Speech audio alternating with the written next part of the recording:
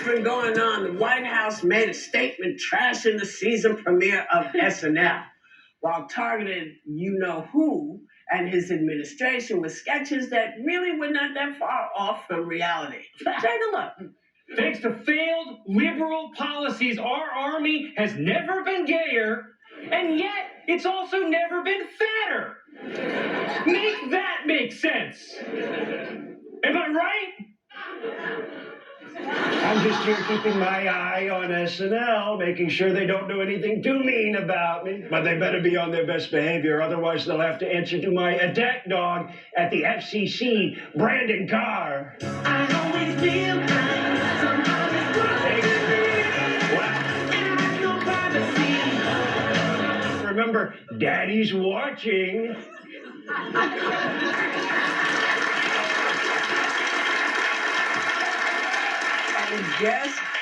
Guest host Bad Bunny used his monologue to talk about his upcoming Super Bowl game. Take a look. I'm very excited to be doing the Super Bowl, and I know that people all around the world who love my music are also happy, especialmente todos los latinos.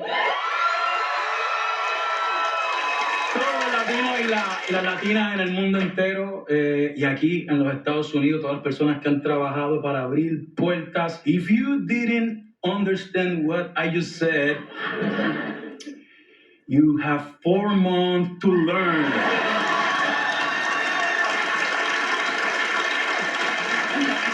Love it. Comedy has always made political impacts, but can the comically challenged handle a mounting resistance like this? God bless the comics, boy. Yeah. They can't stop us. They can't stop the comedy. Look what happened with Jimmy Kimmel. He's back in full force. Yeah. We're still on here. We're still here, even though we're not always funny here. We say other stuff. You're always funny, Joel. Well, we try our best. Well, you know what what is, Sonny? You're always funny too, Whoopi.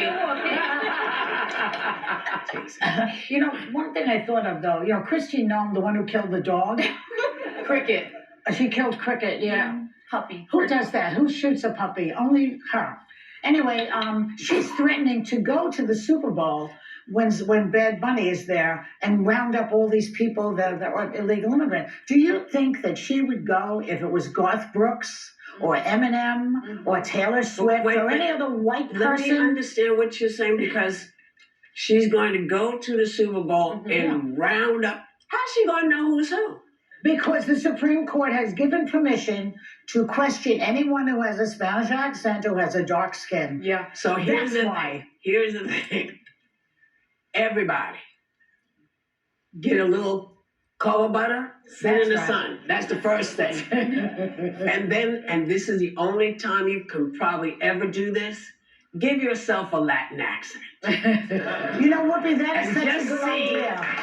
And see if she can tell who's who. During Super Bowl tickets. I can't afford a Super Bowl ticket. During the Nazi occupation, there was one country, I believe it was Denmark or Norway, one of those, where everybody put the Jewish star on. Yes, yeah. And they didn't know who was Jewish and who was not. So Because what you you're saying couldn't- is yes. very Well, I smart. love how the comedy was what started President Trump's run. If you guys remember at the White House Correspondents' Dinner, it was a joke that he couldn't quite take, and and here's tripping down the stairs. no, not that one. But and here we are. But when we talk about how much comedy gets under the president's skin, it just makes me laugh a little bit, because sometimes you read the paper these days and it's like they're writing The Onion, like how it's And then the it's headlines. real. No, it's like really real. It's like you laugh and then you realize it's not funny and all of the things. But it's because like Trump wants to host a UFC fight for his 80th birthday. That literally sounds like he's writing an SNL sketch. Like that's actually true, you guys. It is true? Yes. At the White House. He At the wants White to do House. like my dad had an 80th Is he birthday. participating in it? I don't know, but like who for your 80th How birthday? many more years is that? 2 more? He'll be gone. No, I think it's next year. He'll be impeached.